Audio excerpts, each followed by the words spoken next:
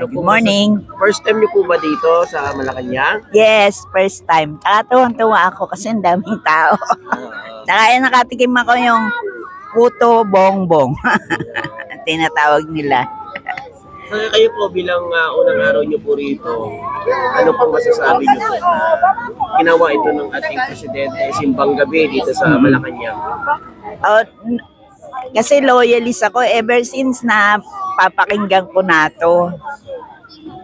Gustong gusto kong pumunta. Ngayon, I have the chance. Nandito ako. Nakakatuwa. Hindi ko nga nasama yung kapatid ko sayang. Sana maulit. Na-late lang nga kami kasi naligaw ako. Tali po taon-taon naman ho ginagawa ito ng presidente natin. Ngayon lang nga kami nagkaroon ng chance. Nakakatuwa. Tsaka naranasan namin ito si libreng puto bongbong, tsaka bibingka, tsaka hot choco. Pasko talaga. So Nay, ngayon ka Pasko ano ho ba ang mensahe niyo po sa ating first family kay PBBM, First Lady? Thank you po sa first family. Bongbong, ka-birthday ko yan. Pareho kami September 13. Idol. Ingat po at saka sana tuloy-tuloy ang pag-unlad natin. Nasa likod nyo kami. God bless po. Nay, ano naman pong masasabi niyo po sa nangyayari ngayon sa pagsiwatan niya sa korupsyon? Ano pong makukomento niyo po dyan? Sana po tuloy-tuloy na to. Tsaka yung iba, yung naninira lang ng gugulo, tumigil na kayo. Mag-focus na lang tayo kung ano nakikita natin, ebidensya. Ayan yung Diyos, nakakaalam lahat niyan, kaya hindi tayo pababayaan. Ano pong masasabi niyo po na sinabi ng Pangulo na may makukulong bago ang Pasko at nakulong na nga ho ang kontraktor si Diskaya at iba pang mga sangkot sa DPWH? Sana nga po yung pinagmulan talaga niyan. Total inamin na ng Diskaya 2016. So sino po presidente noon? Malinaw naman po yun. Doon nagsimula yung presidente noon. Ano pang ba't ginigiit nyo si BBM? Ngayon lang siya nga nagsiwalat sana mabukas yung isip natin na noong pang panahon ni Duterte.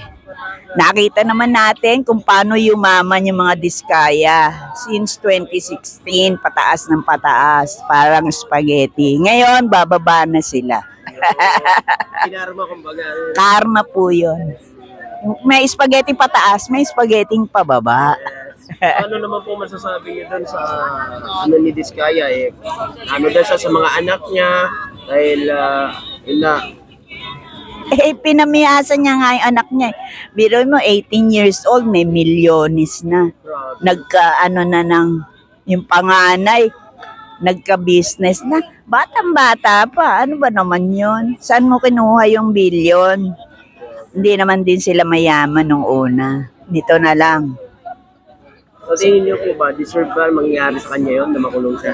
Opo, deserve. Sana po isoli niya na yung mga ninakaw, yung mga sobrang pera nakuha nila sa gobyerno. Soli na nila at kumanta na siya yung tunay na sangkot. Para hindi na nadadama yung ibang wala namang kinalaman. So ano naman masasabi niyo po ang pagkamatay po ni Cabral?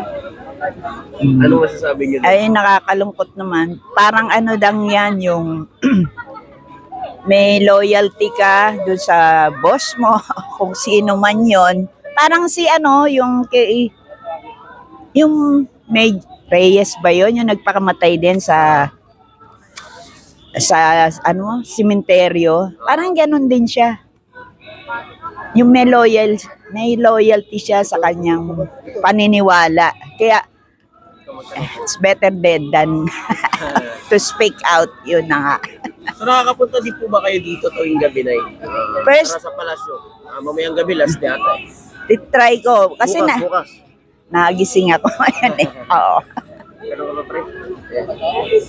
Mami, yung pagpunta mo natin dito, anong oras po kayo dumating?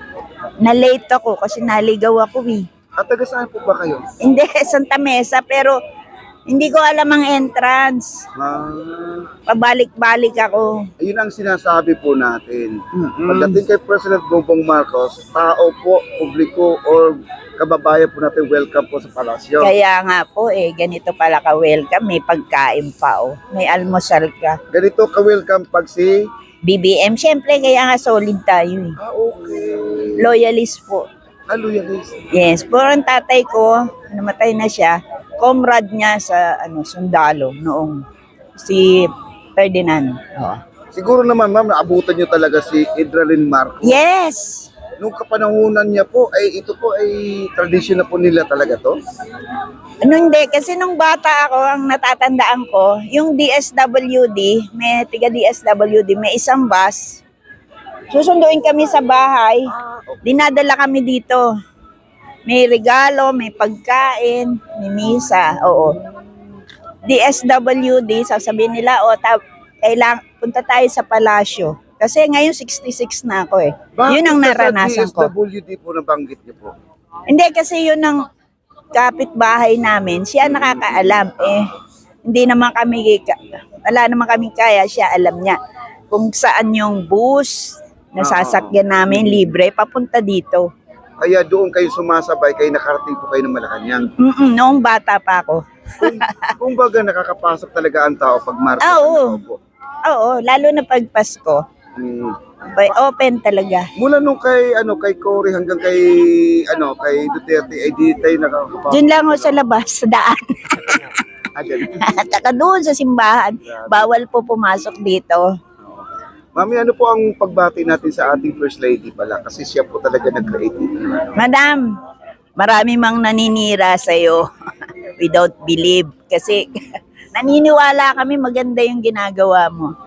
Pumula sa sports at sa lahat ng sinusuportahan mo, Presidente. Keep up the good work. God bless you. Siyempre ma'am, masakit po pag narinig po natin sa mga social media at nababanggit yung pangalan ni First Lady. Suplada daw, ganyan-ganyan. Siya daw ang nasusunod. Ba't hindi kasama ni PBBM pag nagsasalita kung siya nasusunod? Siyempre asawa niya. Kaya nga First Lady, di ba? Oo, hindi. Pag umakit sa stage si BBM, siya lang naman mag-isa. Wala naman nagdidikta sa kanya. Tama. Wala din siya binabasa.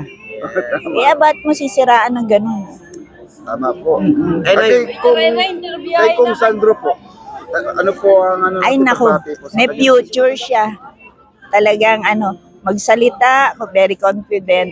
Alam niya yung ginagawa niya at sinasabi niya. Parang talagang galing sa puso. At saka matalino. no? Matalino manang-mana. Marcos talaga. Nay, may mensahe po ba kayo kay Amy Duterte ba yun? Amy Duterte. Mangga? Ay, ano yun? Marcos yun eh. Marcos yun. Oo, Marcos. Mangga Ay, ba yun? Marcos, ay, mangga. Mangga. Oh. Ano may mensahe kayo, Nay? Bakit ka ba ganyan? Amy, sayang. Binura na kita, unfriend na kita. Follower mo sana ako, unfollow na kita. Talagang loyalista po kayo kasi marami po kaming loyalista dito na interview. Talagang si Amy Marcos ay binura na po. Ay, talaga. kaya nga, unfriend na namin, block na namin. Sorry. Yan na siguro huli mo, pagtungtong dyan. Nakakalungkot naman. Goodbye. Ito, Nay. Ngayong Pasko, ngayong bagong taon, ano pong huling mensahe niyo kay Senador Amy? Sana padala mo kaming mangga. Masarap yun sa bagoong. Mangga Cebu, Tama, ha? mangga Kabayo. Ano po yung pinagkaiba ng mga dumaan na presidente at muling bumalik ulit ang mga Marcos dito sa Palasyo? Unang-una, kaya nakabalik yan. It's God's will. Kung nanalo ka, sabi nga, God's will yon. Gusto ng Diyos na mangyari. Malaking kaibahan. Kasi, iba siya Parang talaga ang concern niya sa tao. Marami lang yung nagsasabi, wala daw ginagawa. Kaya nga hindi ako, sabi ko, ano ba kayo? Buksan niyo yung mata niyo, walang ginagawa. Pag may calamity, andyan. Nagpagawa ng bahay, nagpa-solar. Ano ba yun? Binayaran yung mga utang ng magsasaka. Ngayon, may pang project sa Nueva Ecija, yung tractor na para, oo. Pero, tsaka noon, sinusundan ko siya, hindi pa siya presidente. Sa Marawi. Sa, yung SAP, Oo. Siya lang nagpunta nung bumalik dito. Yolanda. Oo, sa Yolanda, si Lucy Torres mismo nagpatunay. Hindi naman siya nakaupo, pero siya yung una dun. Kasi ano siya talaga yung puso niya para sa tao. Tama yung sabi niya nung napanood ko yung pelikula niya nung bata siya eh. Oo. Gusto niyang bigyan ng ulam yung mga tao. Totoo naman. Dahil, kasi bata pa lang siya. Ang bata hindi nagsisinungaling, di ba? Yes. O, yun ang yung ginagawa niya, yung sinabi niya nung bata siya. Kaya pala may lumalabas ngayon na walang nagugutom na ngayon. Oo, nagsiserve pa. Hindi ko lang alam kung saan yun eh. Sa Tondo. Pasay. Pasay. po yan, Oo.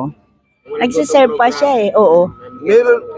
Meron pa ngayon, mami, yung mga nakatira sa lansa ngayon kinukupok na po niya. Oo, At talaga. bibigyan Oh. po niya ng puhunan at saka pabahay na rin. Oo, kaya nga eh. Grabe, no? Sa ano, DSWD nakikita natin. Oo. Tsaka yung, halimbawa doon sa ano, hindi basta-basta ba tent. Mm. Kasi pag tent, umulan ulit, kagaya doon. Diba? Oo, iba yung modular home na talaga, oo. Tsaka yung mga tinatapos niya, yung project. Tsaka concern siya sa lahat ng nangyayari sa bayan. Ayan, mami, nabanggit mo lahat yung mga ginagawa ni PBBM. Siyempre, patiin niyo na po siya ng Merry Christmas po. President, Merry Christmas. Talagang gusto namin kayo makita. Sana man, dito kayo bukas. Ay, mamaya. Oh, last night bukas, di ba? Opo. Mamaya, last night din po. Oo. Oo. Merry Christmas po. Wish ko, sana po magising na din yung ibang tulog sa katotohanan. Thank you na. Thank you po. Salamat.